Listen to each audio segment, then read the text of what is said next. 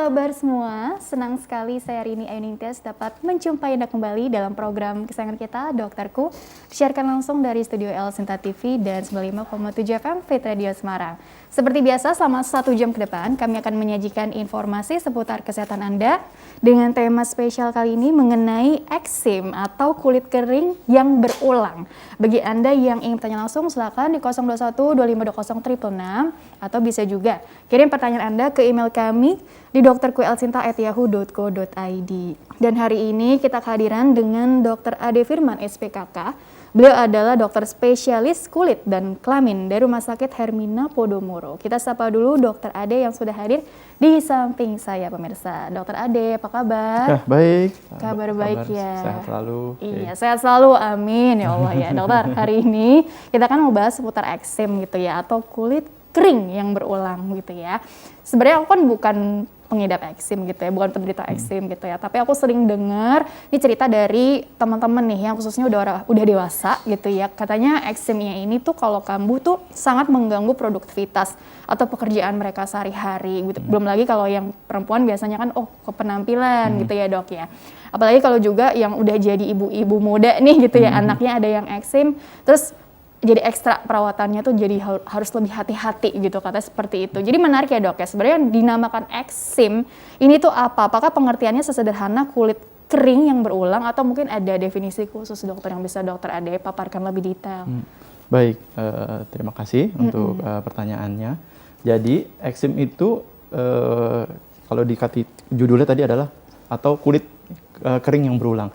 Jadi eksim itu untuk definisinya adalah suatu proses peradangan kulit, di mana kulit itu mengalami kayak proses meradang, ya, yang sering kambuhan, ya, misalnya yang bisa dilihat itu adalah bentukannya kemerahan dan kering-kering yang benar-benar sudah sangat lama, sangat kronis. Meradang, ya, kemerahan, ya, begitu. Biasanya bentukan yang awalnya itu masih merah dulu, seperti itu, ya.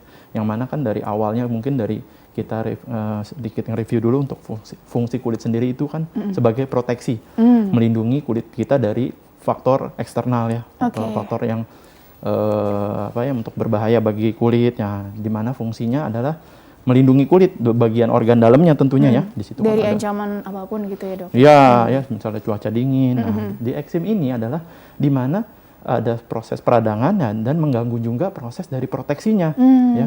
Jadi perlindungan terhadap lingkungan sekitar itu dia kalau kulitnya sedang eksim, ya, istilah medisnya mungkin dermatitis, ya. Dermatitis atopik ya, Dok? Dermatitis atopik itu biasanya bakat atau genetik bisa juga. Nah, jadi eksim itu kalau lihat dari judul yang kita bahas ini memang luas, ya, luas banget. Jadi bisa segala macam bentuk kelainan kulit, ya. Tapi mungkin karena kita di sini bisa bahas secara global atau secara yang penting dari peradangannya apa gitu. Jadi kalau salah satunya tadi disebutkan dermatitis atopik juga termasuk, ya. Itu mungkin faktor genetik juga. Genetik. Jadi kita diturunkan misalnya dari ke orang tua ada yang bakat alergi, ya. Alergi itu bisa alergi yang tidak harus ke kulit, ya. Misalnya ada bakat seperti asma, ya, asma. atau kadang-kadang bisa diturunkan kelainannya pada anak, tapi bentukannya tidak malah asma, bentukannya malah yang dibilang eksim itu, dermatitis atopik, seperti itu. Jadi ada yang bentuknya jadi asma, yang ini dapatnya eksimnya gitu. Tapi masih satu payung besar begitu, ya, Dok? Satu payung masih diturunkan. Peradangan tadi ya, Dok, ya? Benar, proses jadi, peradangan pada kulit. Proses peradangan pada kulit yang pasti sering kambuhan, ya. Merah gitu, gatal gitu ya, Dok? Pastinya, ya. Jadi awalnya merah dulu, yang paling ringan itu sudah mulai kelihatan kayak bentukan udah saking udah parahnya kan mau nggak mau kita ada yang menggaruk, ya. Nah, itu yang sangat berbahaya. Itu udah natural aja, Dok, ya. Kalau misalkan gatal kan kita bawaannya pasti pengen gitu. Iya, lesi garuknya itu yang bentukan dari garuknya ini yang menjadi bentukannya sudah nggak merah lagi, ya. Mungkin bisa lecet-lecet, bisa sampai yang bentukan kulitnya seperti menebal.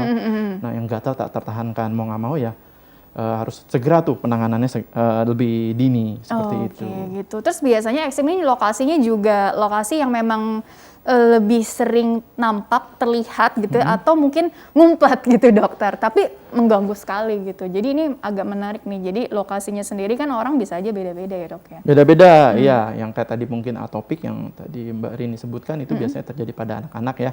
Itu dari mulai kecil gitu ya, dari masa bayi, anak-anak itu biasanya lesi-lesinya yang kelihatan malah ya yang terutama di pipi tuh, ya, di pipi. Merah-merah begitu ya, Dok? Merah-merah, bisa yang juga di lipatan. Jadi gitu. sisik-sisik gitu ya, Dok ya? Sisik-sisiknya bisa. Awalnya sih merahnya merah bener-bener meradang ya, merah-merah bener kayak seperti luka-luka lecet Ya Allah. gitu. Makin bertambah umur biasanya lesinya atau bentukannya itu bisa yang berkurang, tapi malah ke daerah-daerah tempat lain ya. Ada juga eksim-eksim tuh yang seringnya kalau saya temukan di praktekan ya, atau biasa ketemu di konsultasi itu malah lokasi-lokasinya di lipatan-lipatan seringnya. Di lipatan-lipatan. Lipatan siku, lipatan kaki. Oh. Kadang juga ada yang sampai atopiknya ini, eksimnya ini yang malah seringnya muncul di daerah-daerah tungkai. Sampai daerah-daerah, mohon maaf, daerah-daerah alat genital. Jadi area kemaluan. Area gitu kemaluan ya, tuh sering banget. Mungkin karena apa Dok? Ada kata tertutup ini, jadi istilahnya lebih lembab begitu atau bagaimana, Dok? Memang predileksinya untuk tempat pemunculannya atau penampakan kulitnya. Kalau sampai sekarang kan memang eksim itu untuk penyebab utamanya kan belum tahu ya? pasti ya. Belum tahu, Jadi pasti. memang untuk topik yang khas yang ini biasanya di lipatan-lipatan. Ada juga eksim-eksim mungkin yang nggak harus di kaki atau di tangan, bisa juga di daerah berambut. Bisa juga. Bisa ya, mungkin sebutnya juga dermatitis ya, atau eksim yang daerah-daerah yang berminyak atau seboroik itu bisa. Ya, seboroik gitu ya. Dermatitis yang di daerah-daerah seboro. Nah, itu biasanya seringnya ya itu di daerah-daerah yang berbulu ya, batas-batas rambut, daerah-daerah sekitar kadang di belakang telinga gitu. Banyak bentukan dari eksim itu, luas sekali. Terus ini menariknya eksim tuh belum diketahui istilahnya penyebab yang pastinya tuh apa sih gitu ya, Dok ya. Jadi hanya lebih ke ya udah ini karena memang bakat dari keluarga tadi kan istilahnya, Bakat dari keluarga, genetik. Atau triggernya sendiri beda-beda setiap orang. Mungkin kalau anak-anak atau bayi gitu ya sama orang dewasa kan pasti agak beda nih, karena kan lifestyle atau kebiasaan sehari-harinya tentunya juga kan beda gitu. Betul. Ya, Dok ya. Ada semacam ini nggak, Dok, dari pengaruh habit kita atau apa gitu, jadi ada faktor resiko untuk men-trigger kekambuhan eksim itu sendiri? Bisa sekali, dari faktor namanya eksternal ya, atau kalau yang tadi internal ya, atopik atau endogen, atau faktor yang dari dalam sama faktor dari luar. Kalau yang faktor dari luar pada anak-anak bisa juga itu terjadi mungkin dari perlakuan habitnya ya. Mungkin dari yang paling basic banget, dari cara mandi ya, misalnya mungkin kita kan kalau mengobati anak tuh pasti kan orang tuanya dulu yang kita harus edukasi. Ya. Jadi kita bikin lebih tahu banget ya, karena baru bisa menangani alergi pada anaknya. Ya, biasanya dari yang basic banget itu dari cara mandi ya, pemakaian. Faktor kebersihan ya. Yang utama juga setelah mandi itu kalau memang anaknya udah tahu dia ada bakat atau ada eksim atopik, itu biasanya kita pemberian yang paling utama itu adalah pemberian pelembab. Biar nggak kering gitu ya, Dok ya? Betul, pemberian pelembab itu misalnya membantu ya, karena kan basicnya untuk anak atau orang-orang yang punya bakat eksim itu kan memang ada gangguan untuk kelembapan di kulitnya. Ada komponen-komponen pelembab di kulit yang kurang gitu. Lebih cenderung kering jadi ya? Lebih cenderung kering ya. Saya kalau bilang ke pasien selalu bilang, wah ini kulitnya kemarau ya gitu. Jadi saya selalu menganalogikan antara ini nih kulitnya bagus nih ya, misalnya normal, mungkin sering dihujani ya gitu. Saya selalu menganalogikan seperti seolah-olah tanah gitu. Jadi penting banget, bukan anak-anak aja, justru pada dewasa juga. Menurut saya kalau udah tahu dia dari masa lalunya sering sering kambuh eksim, itu pemberian yang paling basic banget dengan pelembab itu sangat membantu banget supaya kekambuhannya tidak sering muncul. Oke, jadi supaya mencegah terjadi kekambuhan lebih sering gitu ya, Dok? Betul. Ya? Tapi begini, Dok ya, apakah memang selalu ditemukan saat kecil kebanyakan gitu ya? Artinya tadi mungkin usia 2 tahun deh gitu ya, didapat nih eksimnya untuk pertama kalinya. Terus kemudian mungkin ibunya, bapaknya teredukasi dengan baik, alhamdulillahnya agak anteng nih, terus kemudian bisa muncul lagi saat dewasa, atau bisa juga pertama kali orang dewasa sekalipun usia berapa gitu baru mendapati eksim, padahal sebelumnya tuh nggak pernah ada gitu, Dokter. Iya. Bisa pada dewasa itu, justru ini kita hubungkan dengan topik dengan kondisi sekarang ya, mungkin kondisi pandemi ini ya. Itu ada eksim juga yang karena eksim kontak. Eksim kontak sesuatu bahan ya, bisa bahan yang iritan, bisa bahan yang alergen. Jadi dalam arti mungkin istilahnya bahan yang mengiritasi atau bahan yang bikin ada semacam zat yang bikin kulit tambah gatal. Ya salah satunya mungkin yang kita sering alami pemakaian hand sanitizer ya. Iya kan, karena itu lagi seperti ini kan, lagi betul. pandemi. Itu ada mungkin yang bakatnya dia sudah ada atopik ya, yang sudah tahu dia bakat atopik. Nah, karena dia bersentuhan dengan bahan-bahan untuk pembersih seperti itu makin parah keluhannya. Dan banyak banget kasusnya yang saya temukan itu angka kekambuhan sampai kulitnya gatal ya, sampai tangannya mungkin sampai ngelupas-ngelupas sampai bener-bener bentukannya sudah koreng itu karena nggak tahu ya. Jadi ada kontak dengan zat Bahan-bahan yang, sesuatu. bahan-bahan yang menurut kulitnya ini jadi iritatif gitu ya dok? Iritatif dan juga bahan-bahan yang selain sekarang juga pemakaian barang-barang bisa. Seperti alergi agis pemakaian jam yang basic itu ya. Yang menempel di kulit gitu ya? Yang menempel di kulit. Biasanya mungkin kalau yang dermatitis kontaknya karena cenderung alergi karena bahan yang seperti logam atau seperti bahan-bahan yang kosmetik itu memang tidak semua orang. Tapi kalau udah punya bakat atopik, nah itu bisa tambah munculnya lebih agak parah. repot juga gitu ya dok ya. Betul, seperti itu. Oke, dokter kita jeda dulu sebentar ya. Nanti kita lanjutkan kembali di segmen selanjutnya. Nanti dokter Ade bisa lebih jelaskan lebih detail lagi seputar eksim ini ya dok ya. Baik. Oke, baiklah pemirsa, jangan kemana-mana, tetaplah bersama kami. Kami akan kembali sesaat lagi. Ya.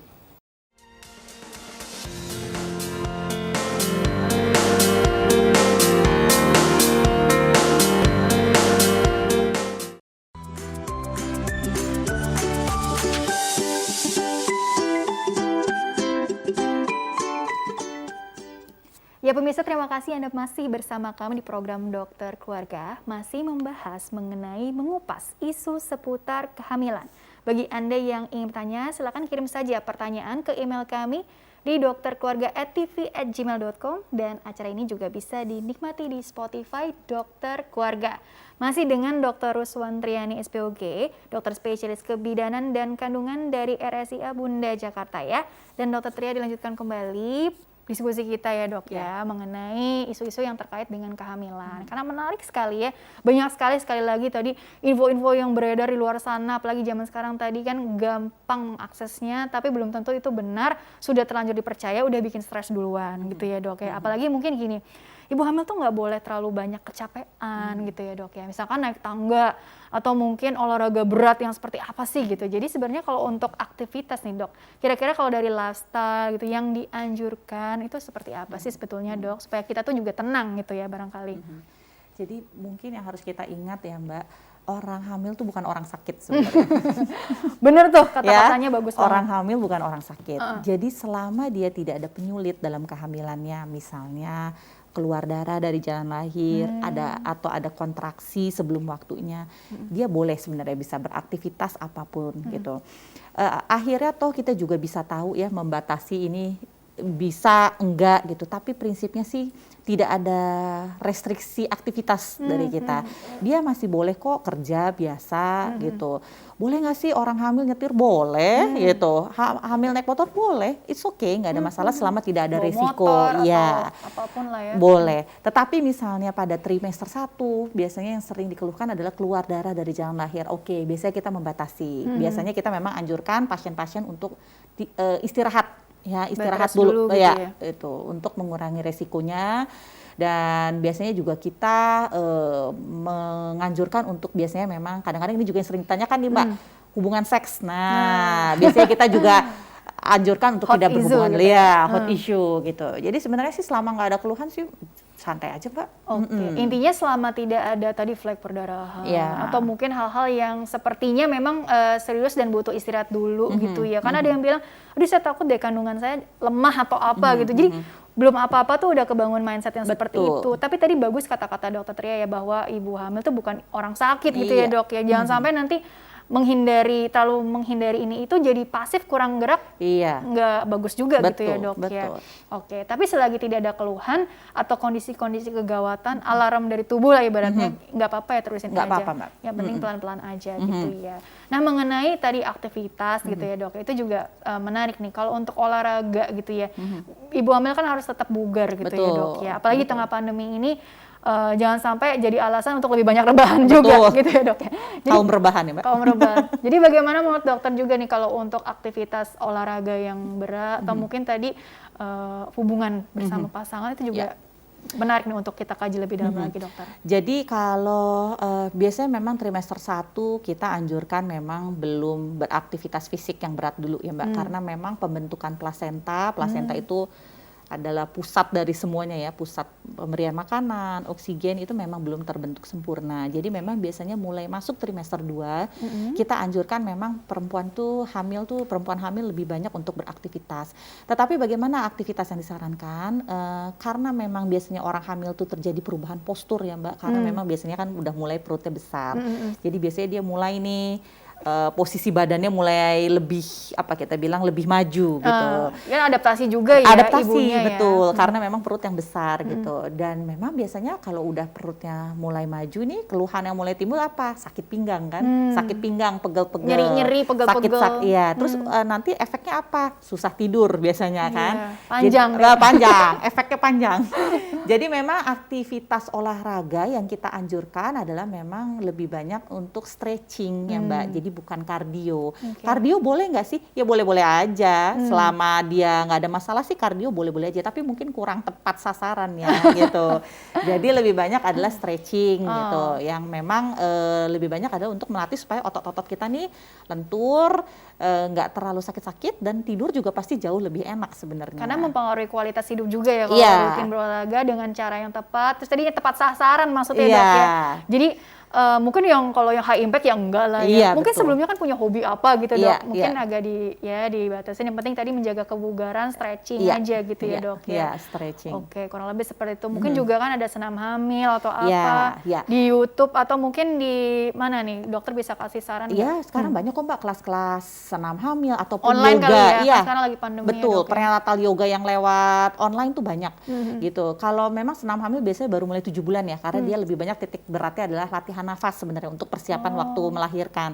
Tapi kalau yang kita bisa mulai dari trimester 2 itu biasanya adalah yoga untuk kehamilan atau mungkin berenang. Lagi pandemi nih mungkin enggak, kalau di rumahnya ada gitu kan enak ya. Sebenarnya Mbak, berenang tuh virusnya mati loh di dalam kolam renang. Cuman memang selama renang ya kita harus tetap memperhatikan protokol ya, jaga jarak, ya tetap. Selagi kita bisa menjaga tadi dengan protokol kesehatannya sih it's okay, artinya jangan jadikan itu sebagai suatu momok yang menakutkan juga gitu ya dok ya. Oke, kalau dari segi aktivitas fisik yang ini olahraga dengan pasangan tadi dok.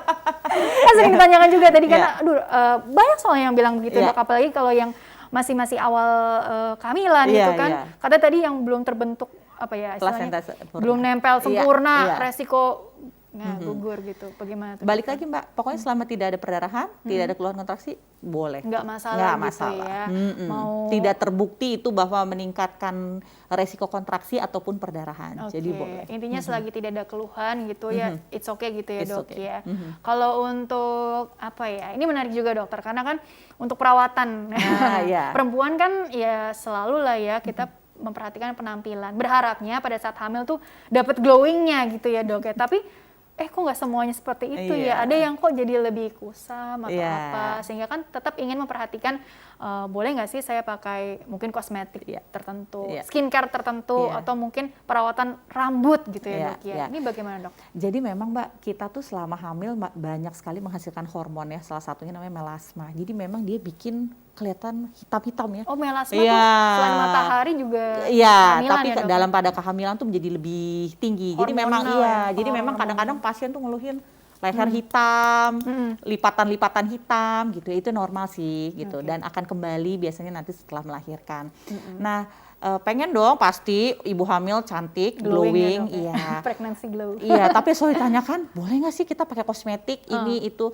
Sebenarnya selama kalau kosmetik-kosmetik yang dijual bebas, kita bilang namanya over the counter ya, over the counter jadi itu sebenarnya sudah keluar izin aman ya dari BPOM biasanya. Itu biasanya aman Mbak justru. Selagi udah ada BPOM-nya. Iya, itu biasanya aman. Jadi biasanya yang kita bisa beli bebas tuh aman. Nah, kalau memang biasanya ada krim-krim dari dokter, itu yang sebenarnya harus kita tanyakan isinya apa. Terutama yang memang khasiatnya adalah untuk mencerahkan, krim malam yang untuk mencerahkan, yang bikin ngelupas, itu mungkin kita harus tanya ini boleh nggak ya gitu ya. Kan ada yang retinol nih nggak boleh. Nah, retinoid betul.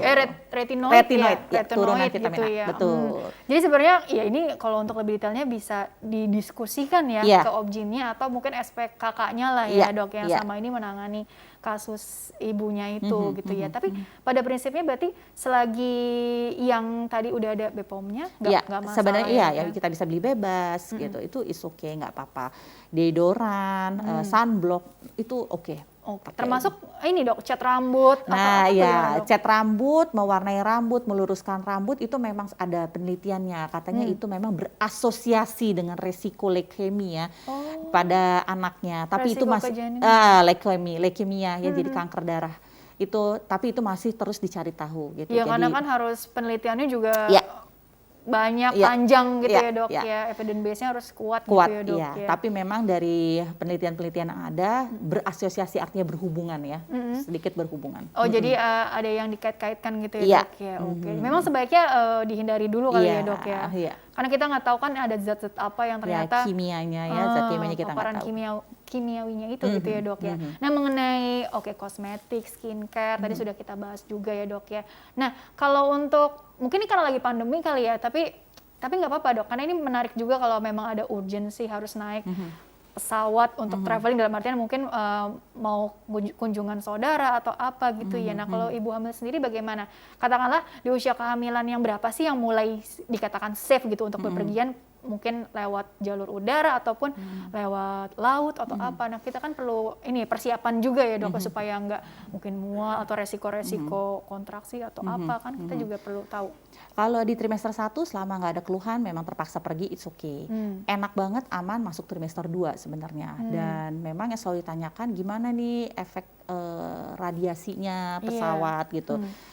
Sebenarnya dikatakan dari literatur kalau dalam 4 jam, penerbangan 4 jam tuh is okay gitu. Memang dia meningkatkan ada kita bilang resiko radiasi itu kalau berpergian dengan pesawat dalam 1 bulan tuh lebih dari 110 jam ya katanya.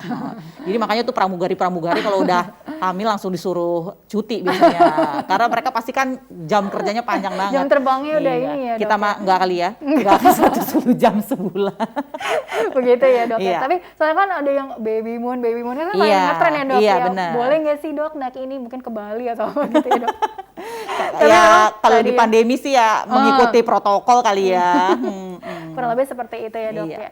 Kadang ini tadi baca artikel terus kemudian jadi bikin cemas sendiri gitu ya. Nah kalau untuk mengurangi kecemasan tipsnya apa sih dok untuk bumil? Karena kan ada yang saya nih kalau untuk mengurangi kecemasan atau supaya lebih tenang saya biasa ngopi gitu atau ngeteh gitu ya. Untuk bumil bagaimana dokter?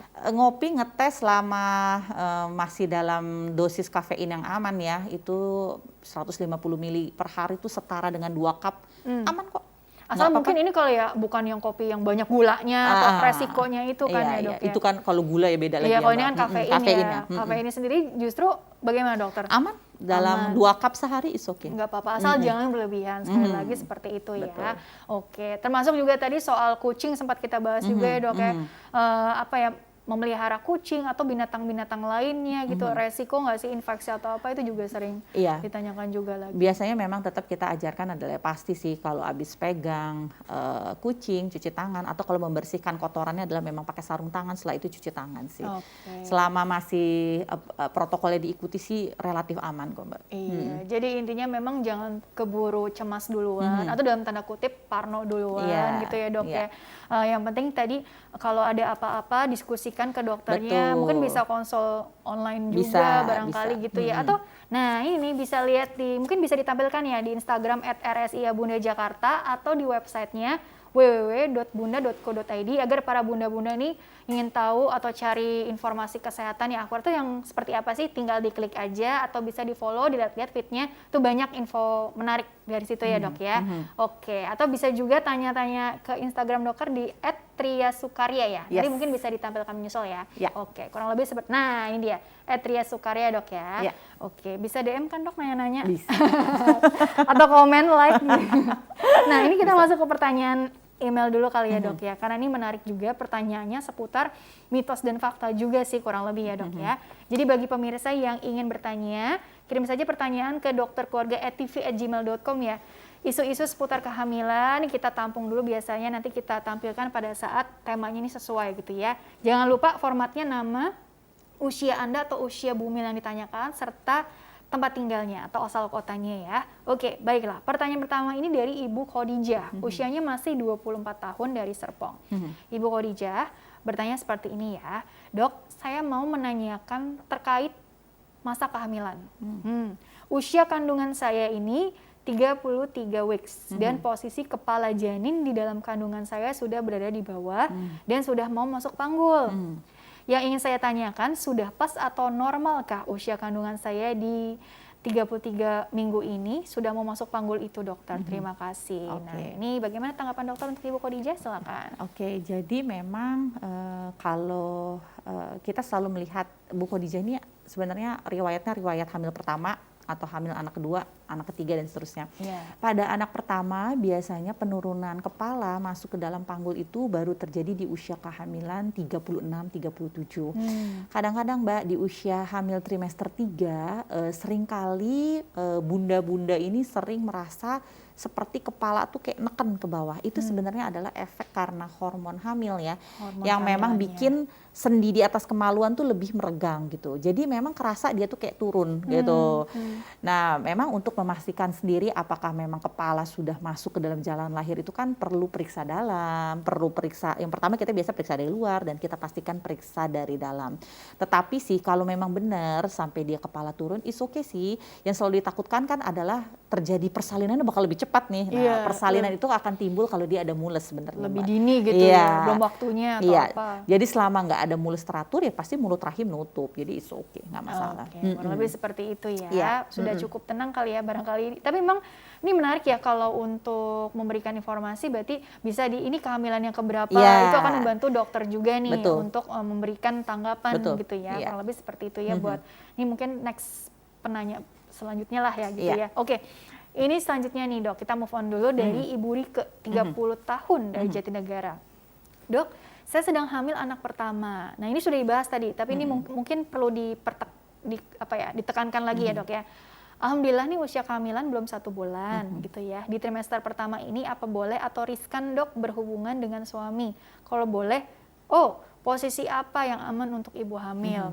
Karena saya takut bahaya atau resiko keguguran. Apa benar bisa begitu ya dok? Terima kasih.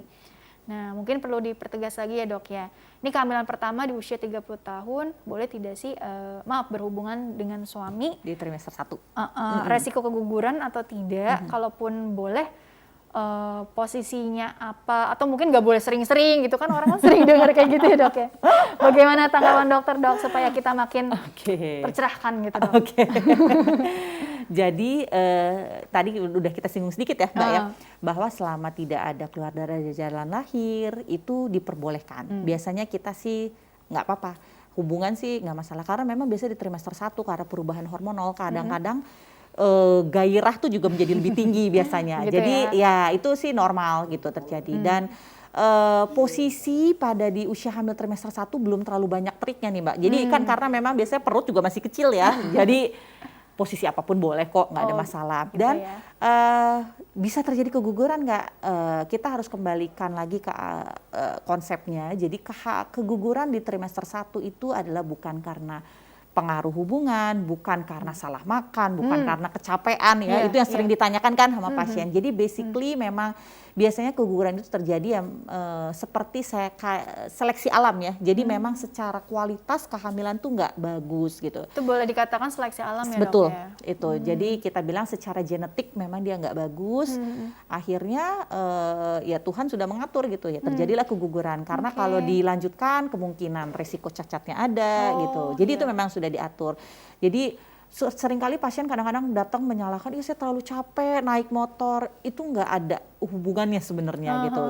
Kalau memang suatu kehamilan secara kualitas bagus, dia mau aktivitas seperti apapun dia akan kuat gitu. Tetapi kalau memang secara genetik dia memang nggak bagus, mau kita mempertahankan seperti apapun, bed rest gitu, atau mau berikan obat penguat seperti apapun, ya tetap akan terjadi keguguran. Jadi gitu. Persepsinya harus dibangun. Persepsinya itu, harus gitu iya. Ya. Karena kan memang agak sulit mungkin ya menerima itu ya. Pasti. Penerimaan itu kan butuh proses ya betul, dok ya. Apalagi mungkin anak yang dinanti-nantikan, didamba-dambakan gitu ya dok. Tapi memang insya Allah nanti dikasih lagi lah yang baru kehamilan selanjutnya yang lebih kuat. Itu jadi memang seleksi alam. Iya, seperti kita bisa bilang itu seleksi alam. ya tanda kutip lah ya. Iya. Lebih seperti itu. Tapi ini nggak ada kaitannya ya boleh atau enggak resiko keguguran itu. Enggak, jadi dia hubungan itu tidak meningkatkan resiko Sekali keguguran. lagi itu ya, itu di highlight lagi gitu Iya. ya. Oke, kalau posisi apa aja aman lah ya dok ya? Aman kalau trimester 1. Kalau trimester 2 atau 3 nih dok? Mungkin 3 sih biasanya Mbak, tambahan. karena perut kan sudah besar ya. Jadi memang perlu biasanya manuver-manuver nih. Bisa Butuh kerjasama. diekspor sendiri kali ya. Nanti butuh kelihayan pasangan juga. Karena perut kan udah gede ya Iya. biasanya. Ya. Itu udah paham dengan sendirinya lah ya dok. Kurang lebih seperti itu ya. Iya. Oke, pertanyaan selanjutnya nih dari Ibu Wina ya.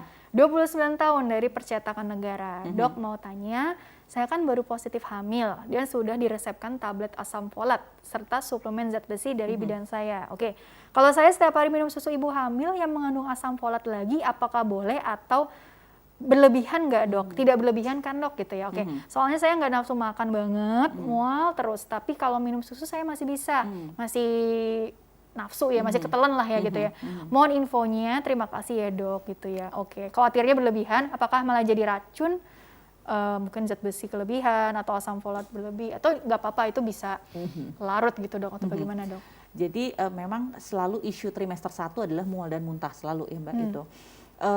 Memang biasanya kalau pada pasien-pasien yang dengan mual muntah berlebihan biasanya kita nggak kasih zat besi dulu. Itu menambah mual biasanya Mbak. Jadi di stop gitu? Nanti atau mungkin konsultasi lagi ya. Kan harus dilihat-lihat apakah memang nih bidannya nih ngasih zat besi apa karena memang ada riwayat kurang darah Iya, gitu iya. kan. Tapi biasanya itu akan memperparah mualnya gitu. Nah, kalau kita juga harus lihat berapa mikrogram yang diberikan asam folatnya gitu. Biasanya rata-rata 400 mikrogram gitu. Dan di dalam susu hamil, memang perbedaan susu hamil dengan susu biasa adalah susu hamil itu sudah dilengkapi dengan vitamin yang memang dibutuhkan untuk orang hamil. Yaitu adalah biasanya asam folat, zat besi, kalsium, kemudian vitamin untuk otak bayi. Mungkin segala vitamin macam. B apa gitu ya. Dan rata-rata itu juga masih dalam kadar sekitar 400 mikrogram. Jadi sebenarnya itu saling melengkapi biasanya Berarti antara 400 mg gitu ya. jadi antara vitamin kemudian dengan susu itu biasanya saling melengkapi. Memang susu juga sering kali digunakan pada pasien-pasien yang muntahnya berlebihan ya, karena memang mungkin dia lebih enak minum susu gitu. Iya. It's okay selama nggak masih jadi jangan takut menjadi gizi atau vitaminnya berlebihan, enggak, karena Kelebihan itu pasti malah bahaya obes ya, atau apa ya, gitu ya. ya memang relatif memang biasanya susu-susu hamil dikasih gula ya agak banyak karena memang dia kan zat besinya tinggi Mbak. Jadi biasanya kalau kita minum tuh aftertaste-nya agak pahit gitu. Jadi memang dia agak dikasih pemanis biasanya lebih banyak gitu. Jadi sebenarnya nggak apa-apa, boleh kalau memang lebih enak minum susu nggak apa-apa, boleh aja minum susu. Nggak masalah gitu ya. Artinya nggak usah khawatir berlebihan atau apa malah jadi bahaya, jadi bumerang buat dia. Nggak begitu juga gitu ya dok ya. Tapi ini menarik ya dok ya seputar pemenuhan nutrisi tadi ya dok ya. Karena kan ada kondisi di trimester awal tadi kan mual, muntah. Sedangkan kita kan harus ngejaga supaya pertumbuhan baby gitu ya dok ya. Atau kenaikan berat badan lah ya istilahnya apa dok itu. Harus sesuai target gitu ya dok ya. Nggak kurang, nggak berlebihan juga gitu ya dok ya. Karena ada 1000 hari pertama kehidupan lah atau apa kan sering kita dengar tuh ya dok ya makin kesini ya. Mungkin yang perlu ditekankan apa dokter, karena kan ya terlalu banyak mitos dan fakta dan kita pengen ngambil sikap yang bijak tuh yang seperti apa sih supaya kita juga bisa kuat, babynya juga insya Allah juga sehat gitu dokter. Memang ada yang mual muntahnya berlebihan ada Mbak, artinya setiap dia makan lebih banyak muntahnya daripada masuknya. Nah Bener, dok. itu ada yang kita bilang berlebihan. Jadi memang kalau pada kasus-kasus berlebihan itu biasanya kita memang anjurkan untuk rawat dulu biasanya. Yang satu biasanya untuk memasukkan cairan gitu, karena kalau dia kurang cairan juga kan lebih nggak baik untuk keadaan dia. Yang kedua adalah biasanya memasukkan obat-obatan yang untuk mengurangi keluhan yang memang pasti aman untuk Mengatasi orang gejala hamil. gitu ya. Mengatasi gejala, karena gimana pun obat yang dimasukkan lewat suntikan biasanya kerjanya akan lebih cepat dibandingkan obat yang minum gitu. Nah dan biasanya kita juga anjurin karena orang dengan hamil itu sedikit sekali yang nggak pakai mual muntah Mbak, karena itu kan hormon hamil yang memang bikin mual muntah. Kalau hamil gitu. kebo itu jarang ya dok? Ada sih Mbak, tapi mungkin itu harus benar-benar orang tuh bersyukur banget deh kalau hamilnya nggak pakai mual muntah ya. Kebanyakan ya memang mual muntah Ya gitu. namanya hormon ya. Iya namanya hormon gitu, dan biasanya makin besar usia hamilnya dia makin akan bertambah parah, akan bertambah hebat keluhannya, dan biasanya puncaknya tuh di 10 minggu. Setelah 10 minggu dia biasanya akan membaik dan hilang biasanya masuk di trimester trimester 2 gitu. Itu memang fasenya Betul, gitu ya. nah fasenya. Jadi memang biasanya yang kita selalu ajarkan pada bunda-bunda ini adalah satu, makan tuh udah pasti nggak akan bisa langsung banyak, Mbak. Nggak akan kayak kita kalau nggak hamil langsung satu porsi habis gitu, nggak bisa. Karena memang Ada appetite-nya gitu iya, ya. dan hormon hamil tuh bikin memang si usus nih kerjanya menjadi lebih lambat gitu. Jadi biasanya diakalin porsinya sedikit-sedikit tapi sering. Kemudian gitu juga kita biasanya anjurkan makan yang emang protein ya. Jadi orang selalu bilang harus makan nasi, makan nasi. Justru kita malah trimester 1 kadang-kadang nggak pengen makan nasi. Pengen makan kentang, kan karbo bisa kita ganti sebenarnya. Bisa roti, bisa kentang gitu, dan ya kita anjurkan biasanya lauknya, dagingnya gitu.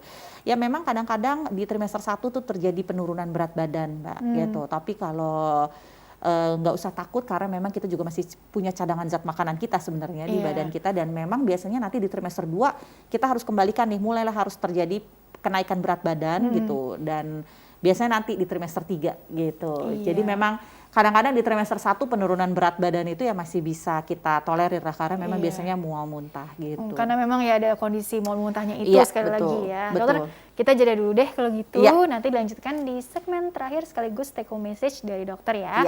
Oke, baiklah pemirsa, jangan kemana-mana, tetaplah bersama kami. Kami akan kembali sesaat lagi.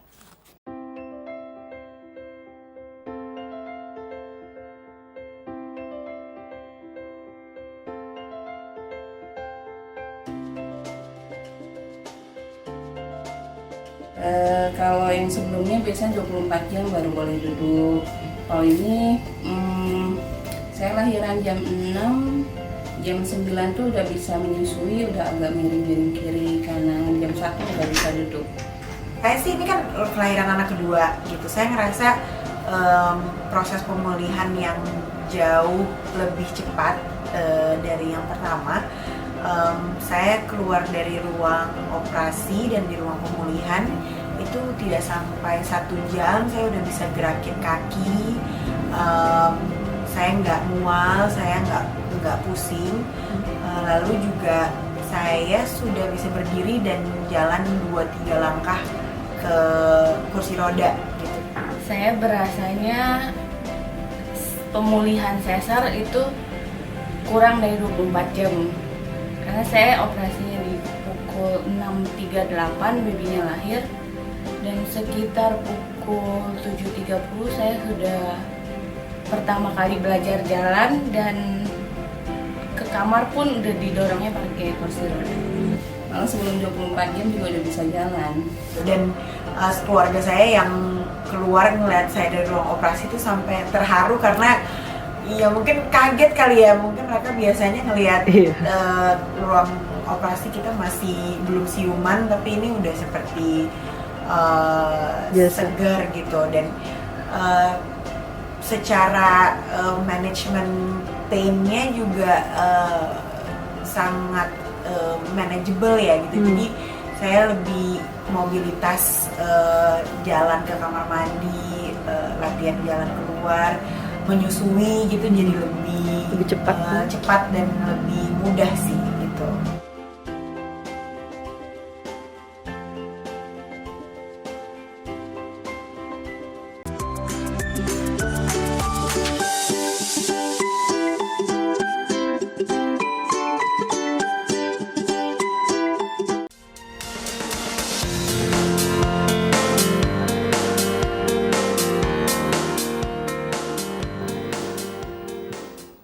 Ya pemirsa, terima kasih Anda masih bersama kami di program Dokterku, masih bersama dengan Dr. Ade Firman SPKK, dokter spesialis kulit dan kelamin di Rumah Sakit Hermina Podomoro, masih membahas mengenai eksim atau kulit kering yang berulang.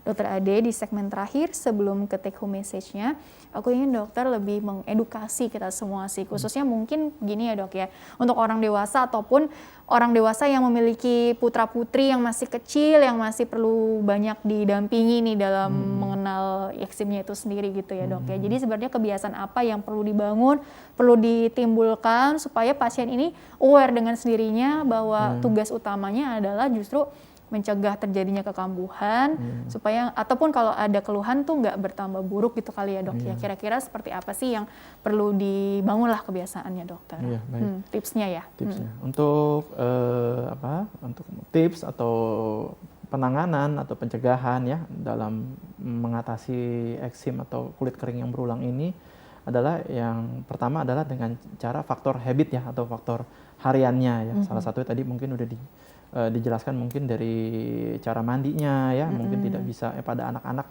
salah satunya bisa juga tuh ya mandi yang lama banget gitu itu bisa juga mempengaruhi semakin kering gitu ya. Kedua juga pemilihan dari sabun-sabunnya ya.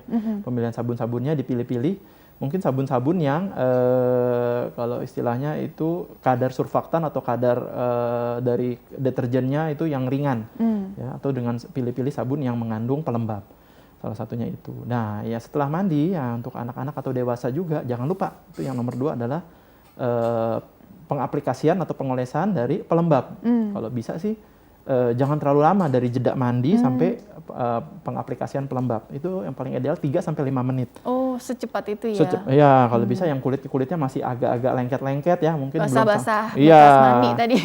Biasanya kan kadang-kadang anak-anak tuh dipakein baju dulu ya, dia mungkin keliling main dulu baru itu mungkin Telat dong. keefektifnya penyerapannya tidak menyerap sempurna aja. Ya gitu. Terus mungkin yang kedua mungkin pada anak dewasa gitu, biasanya kalau tadi dari kasus-kasus ya faktor-faktor yang memicu, salah satunya ada tadi faktor stres, emosional ya, juga faktor-faktor makanan salah satunya bisa juga tuh ya, ada faktor yang mungkin beberapa item-item makanan biasanya saya selalu bilang ke pasien atau ke yang mengalami eksim itu apa yang dimakan dipicu jadi semakin gatal sebaiknya dicatat. Jadi tidak semua dipukul rata ya. Dok, apa pantangan apa orang itu bilang saya tidak boleh makan yang golongan seafood gitu ya, biasanya saya dicoba dulu ya seperti itu ya. Terus yang ketiga itu salah satunya ya itu stres emosional ya, itu di maintain stres emosionalnya, jadi bisa dikontrol ya, misalnya mungkin ada load kerjaan atau mungkin yang anak-anak bisa juga ya eksim atopiknya kambuh kalau dia udah punya tanggung jawab biasanya ya. Misalnya kan ada tugas sekolah itu micu juga ya. Itu bisa stres apapun sih ya, mungkin stres hubungan personal bisa juga. Bisa juga ya untuk yang masa remaja ya seperti itu. Terus ya yang sekarang mungkin yang dialami tuh yang work from home ya di rumah itu bisa juga dari suhu ruangan ya. Misalnya kita udah tahu eksim tapi kita di ruangan yang sangat dingin sekali ya, mungkin pakai air conditioner-nya bisa kurang sampai minum lagi. Iya ya. Dehidrasi dong. AC-nya di rumah itu yang sampai belasan derajat itu mempengaruhi banget dari kekambuhan ya. Kalau sampai keluhannya masih belum berkurang ya, udah terlanjur dia mungkin tadi cerita sampai 2 bulan ya, udah bentukannya sudah nggak merah lagi, udah nggak gatal, mungkin sebaiknya segera berobat untuk dilihat dan diobati segera sebelum terjadinya ya tadi bekas kehitaman ya, atau sampai terjadinya infeksi. Kalaupun harus keluar rumah, Dok, artinya proteksinya juga seperti apa ya? Karena tadi kan di dalam rumah nih seperti ini, di luar kan mungkin cuacanya seperti apa, proteksi terhadap kulit kita yang sudah ada eksimnya ini juga apa ya? Takutnya terlalu berlebihan juga nggak bagus. Betul. Gitu ya, tapi terlalu cuek juga bahaya gitu kan. Bagaimana ya? Kalau di luar rumah, mungkin tadi setelah kita di dalam rumah ya udah tahu dari istilahnya, jadi basic untuk kulit itu untuk pembersihan tuh ada yang namanya cleansing, moisturizing, sama protecting nih. Ya protecting mungkin nggak hanya di luar aja, di dalam juga. Jadi setelah kita mengoleskan pelembab, kita mau keluar tuh yang utama adalah pemakaian dari tabir surya atau sunscreen, itu utama juga ya. Selain untuk ya membantu juga ya untuk supaya nggak semakin kulitnya kan bahaya ya untuk sinar matahari itu ada kandungan yang bisa bikin kita untuk kedepannya itu kulit jadi nanti ada kendala gitu ya. Itu penting juga untuk di luar dari eksim itu pemakaian dari sunscreen, protecting untuk melindungi kayak tadi kan cuaca ekstrim mempengaruhi itu ya. Salah satunya panas banget itu bisa juga, karena dari usia muda pun juga penggunaan sunscreen sangat penting. Pemilihan jenis atau bahan pakaian gitu, Dok, pengaruh juga tadi ya, Dok. Yang penting menyerap. Ya betul, bahan tadi, pakaian Dok, juga mempengaruhi ya. Salah satunya bahan-bahan mungkin yang terlalu tebal, terlalu ketat, karena ada alergi yang bisa disebabkan dari tekanan juga bisa. Ya, mungkin tadi di luar dari yang eksim itu ya salah satunya bisa muncul karena baju-baju yang ketat, baju-baju yang mungkin berbahan-bahan ya seperti wool atau apa ya. Jadi pemilihan baju seperti bahan-bahan katun yang istilahnya intinya menyerap keringat itu penting sekali. Oke, intinya seperti gitu. itu ya. Kalaupun tadi sudah dicoba saran-saran dari dokter, tapi ternyata kok tidak kunjung mereda juga keluhannya. Jadi jangan tunda-tunda juga pemeriksaan ataupun pengobatan ke rumah sakitnya ya dok ya. Ya. Walaupun di tengah pandemi tadi yang penting dijaga protokol kesehatannya dok ya. Situasi apa ya, berobat di tengah pandemi kan juga harus jadi perhatian juga ya dok. Iya betul, berobat juga sekarang kan kita juga banyak yang untuk rumah sakit gitu kan. Nah, itu sekarang sih udah banyak kebetulan dari perhimpunan saya juga itu udah ada yang secara telemedicine. Iya, Jadi bisa pengobatan konsul online juga. bisa konsul online. Oke, kurang lebih seperti itu ya. Dokter karena waktunya sayang sekali terbatas, Dokter Ade. Jadi mohon nih closing statement-nya atau take home message-nya singkat saja mengenai tema hari ini kepada kita semua sebagai penutup ya dok ya. Silakan. Ya, jadi eksim atau kulit kering yang berulang itu sebenarnya kita bisa bersahabat ya dengan penyakit Bersahabat. ini. Tapi dengan cara ya itu Berdamai ya, Dok, ya? Berdamai, istilahnya berdamai dengan ini dengan cara kita menjaga kekambuhannya. Yang tadi salah satunya dengan mencegah faktor pencetus atau faktor penyebab. Kedua adalah untuk tidak semakin parah keluhannya bisa pengolesan dari pelembab. Ya. Dan ketiga, kalau sampai kondisinya ternyata tidak tertangani, itu sebaiknya segera berobat ke dokter atau rumah sakit terdekat. Oke, baik Dokter Ade, penutupnya bagus sekali ya dok ya. Dan terima kasih sekali lagi telah berbagi ilmunya di sini. Insya Allah membawa banyak manfaat untuk orang banyak. Sukses selalu untuk Dokter Ade ya. Ya, terima kasih sama-sama. Iya. Dan pemirsa, terima kasih juga Anda telah mengikuti program ini. Saya Rini Ayuning Tias beserta seluruh kru yang petugas mohon undur diri dari hadapan Anda. Sekian dan sampai jumpa.